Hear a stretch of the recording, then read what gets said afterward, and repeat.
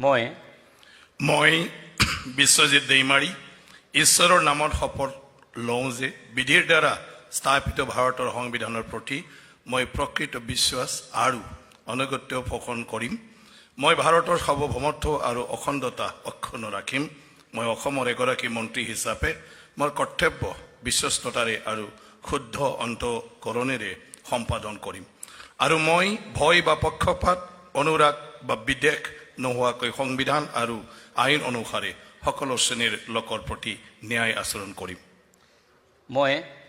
মই বিশ্বজিৎ দৈমাৰী ঈশ্বৰৰ নামত শপত লওঁ যে অসমৰ এগৰাকী মন্ত্ৰী হিচাপে মোৰ কৰ্তব্যৰ যথাযথ সম্পাদনৰ বাবে মন্ত্ৰী হিচাপে মোৰ বিবেচনাৰ বাবে অনা হ'ব বা মোৰ জ্ঞাত হ'ব তেনে বিষয় মই কোনো ব্যক্তি বা ব্যক্তিসমূহৰ ওচৰত প্ৰত্যক্ষ বা পৰোক্ষভাৱে অৱগত বা প্ৰকাশ নকৰিম।